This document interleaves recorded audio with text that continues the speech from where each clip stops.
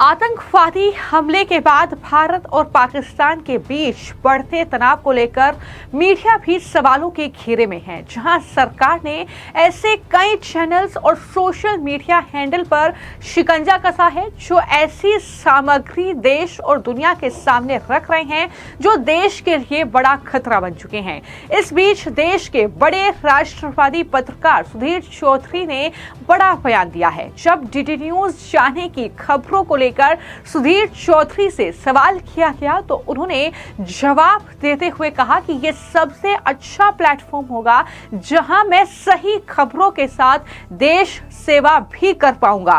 उन्होंने कहा कि ऐसा न्यूज का शो होना चाहिए जो रात में 9 बजे जिसे पूरा परिवार बैठकर देख सके। तो यहाँ पर एक दरअसल चैनल ने सुधीर चौधरी से डीडी न्यूज क्योंकि वो जा रही हैं ये उन्होंने कंफर्म कर दिया है, इसको लेकर सवाल किया तो उन्होंने कहा कि सबसे बड़ा मकसद ये है कि अब मैं लोगों की पत्रकारिता करना चाहता हूँ, लोगों के लिए काम करना चाहता हूँ। लोगों ने इस देश के समाज दर्शकों ने मुझे बहुत प्यार दिया है, यहाँ तक पहुँचाया। अब मुझे लगता है कि अब मेरी बारी है, ये मेरा समय है उन्हें वापस देने का। अगर मैं लोगों के लिए कुछ करना चाहता हूँ, इस टीआरपी की रेस में दौड़ना नहीं चाहता हूँ अंधा होकर, ये सबसे अच्छा प्लेटफॉर्म है जो कि देश सेवा भी कर सकता है, लोगों के लिए सही खबरें भी दे सकता है। और इसके ऊपर एक ये जो बाजारवाद आ गया है पत्रकारिता में, ये वो चैनल है जिसके ऊपर बाजारवाद हावी नहीं हो सकता है।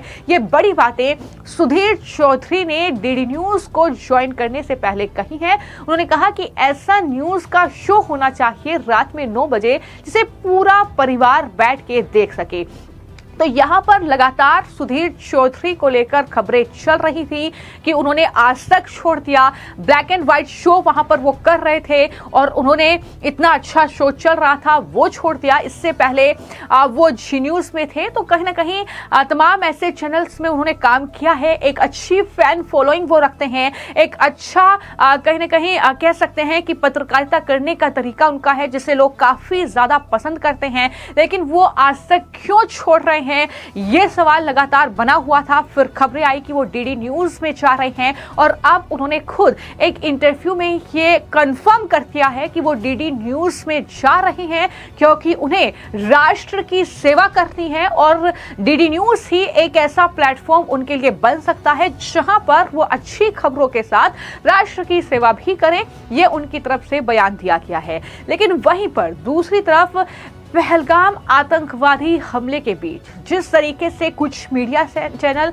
कुछ ऐसे पत्रकार हैं जो अपने एजेंडे के तहत पत्रकारिता कर रहे हैं, लगातार भारत और पाकिस्तान के बीच टेंशन का माहौल है, लगातार जो है भारत जवाबी कार्रवाई पाकिस्तान पर कर रहा है। इन सब के बीच जो 4 PM चैनल है उसके कंटेंट को लेकर दरअसल सरकार ने बड़ा एक्शन लिया है और इसको लेकर अब आम आदमी पार्टी के राष्ट्रीय संयोजक अरविंद केजरीवाल का बयान सामने आया है। उनके पेट में दर्द हो रहा है जब 4 PM जैसा चैनल जो कि उनके एजेंडे के तहत काम कर रहा था उस पर सरकार ने स्ट्राइक कर दी है, उस चैनल को बंद कर दिया है। जिसके बाद जो अरविंद केजरीवाल है उनकी तरफ से पोस्ट किया गया और लिखा गया कि 4 PM की सामग्री देश के लिए खतरा नहीं। ये अरविंद केजरीवाल कह रहे हैं और लिख रहे हैं कि सरकार ने 4 PM जैसे नेशनल चैनल को बिना किसी कारण बंद करवाकर ये साफ कर दिया है कि उसे जनता के सवालों से डर लगता है। केजरीवाल ये भी कह रहे हैं कि जो भी सत्ता से सवाल करेगा उसकी आवाज ये सरकार बंद करा देगी। क्या यही है लोकतंत्र? मीडिया को दबाना मतलब जनता की आवाज को कुचलना है। लोकतंत्र सवाल और जवाबदेही से ही चलता है, तानाशाही से नहीं। लेकिन यहाँ पर सवाल अरविंद केजरीवाल और अखिलेश यादव जैसे नेता जो 4 PM चैनल पर सरकार की स्ट्राइक के बाद भड़के हुए हैं, लोकतंत्र पर हमला बता रहे हैं और इस तरीके से तानाशाही करार दे रहे हैं। लेकिन सवाल तो ये है कि अगर कोई चैनल पाकिस्तान का गुणगान करने लग जाए, अगर पाकिस्तान को इस आतंकवादी हमले पर क्लीन चिट दे दे, अगर वो सरकार के खिलाफ बोलना शुरू कर दे, तो फिर जाहिर तौर पर दुश्मन देश इसका इस्तेमाल करता है। तो ऐसे में इस तरीके से ये एक्शन सरकार की ओर से लिया गया है। जिस पर न सिर्फ अरविंद केजरीवाल बल्कि अखिलेश यादव भी बौखलाए हैं और उन्होंने कहा कि उत्तर प्रदेश से चलने वाले देश के सबसे लोकप्रिय चैनलों में से एक 4 PM चैनल की अभिव्यक्ति का गला घोंटकर जिन्होंने लोकतंत्र की आवाज की हत्या की है, जनता उन्हें कभी माफ नहीं करेगी। उत्तर प्रदेश में अन्याय का राज महा अन्याय राज की ओर बढ़ चला है। एक सफल चैनल के रूप में जो प्रत्यक्ष अप्रत्यक्ष रूप से सैकड़ों हजारों को रोजगार के मौके दे रहा था, उस चैनल को बंद करके बीजेपी को भला क्या मिलेगा? सरकार तुरंत इस चैनल को वापस शुरू करवाए या ये स्वीकार कर ले कि ये अघोषित आपातकाल का दौर है। ये जो है पोस्ट वो अखिलेश यादव की तरफ से किया गया था। सवाल ये है कि अखिलेश यादव, अरविंद केजरीवाल, कांग्रेस पार्टी, ये तमाम वो राजनीतिक दल हैं। जब पहलगाम में आतंकवादी हमला हुआ उसके बाद सरकार ने सर्वदलीय बैठक की, उसमें इन तमाम पार्टियों के नेता पहुंचे और इनका कहना यह था कि पहलगाम में जो आतंकवादी हमला हुआ, सरकार जो भी पाकिस्तान पर एक्शन लेगी हम सरकार के साथ है।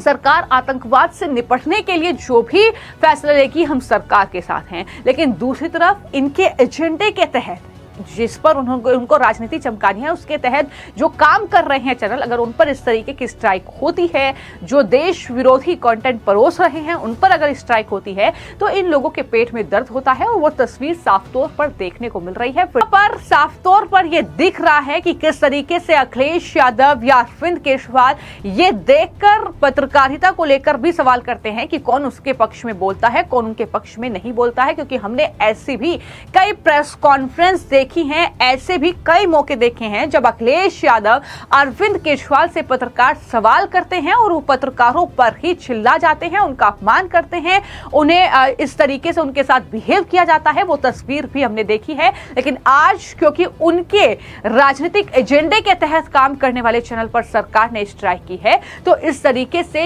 ये बौखलाहट देखने को मिल रही है। मैं आपको जानकारी दे दूं कि 4 PM न्यूज चैनल का जो यूट्यूब चैनल है उसे सरकार ने बंद किया है। 29 अप्रैल 2025 को राष्ट्रीय सुरक्षा और सार्वजनिक व्यवस्था के आधार पर इस चैनल को बंद कर दिया गया। सरकार का यह कहना है कि यह चैनल देश विरोधी प्रोपेगेंडा फैला रहा था और पहलगाम की आतंकवादी घटना पर भ्रामक जानकारी दे रहा था, जिससे राष्ट्रीय भावनाओं को ठेस पहुंची। सूचना एवं प्रसारण मंत्रालय ने इसे राष्ट्रीय सुरक्षा के लिए एक बड़ा खतरा माना और इस चैनल को पूरी तरीके से बंद कर दिया। वहीं पर चैनल के जो संपादक हैं संजय शर्मा, उन्होंने इसे लोकतंत्र की हत्या बताया और दावा किया कि पहले कोई नोटिस नहीं दिया गया और चैनल केवल सवाल उठा रहा था। तो इस तरीके से तानाशाही सरकार की है। तमाम विपक्ष के नेता ट्वीट कर रहे हैं, अब अरविंद केजरीवाल भी ट्वीट कर रहे हैं, यह अभिव्यक्ति की स्वतंत्रता पर हमला है। लेकिन क्या इसका मतलब यह है कि आप देश विरोधी गतिविधियों में शामिल हो जाओ? क्या इसका मतलब यह है कि आप अपने देश पर, आपकी सेना पर ही सवाल उठाओ? तो यह सवाल आम जनता भी लगातार कर रही है 4 PM न्यूज चैनल से, उनके संपादक संजय शर्मा से और इन तमाम विपक्षी नेताओं से जो 4 PM चैनल को लेकर इस तरीके से उनके पेट में दर्द हो रहा है, वो ट्वीट कर रहे हैं। फिलहाल आपकी इस खबर को लेकर क्या राय है, हमें कमेंट बॉक्स में जरूर लिखें। धन्यवाद।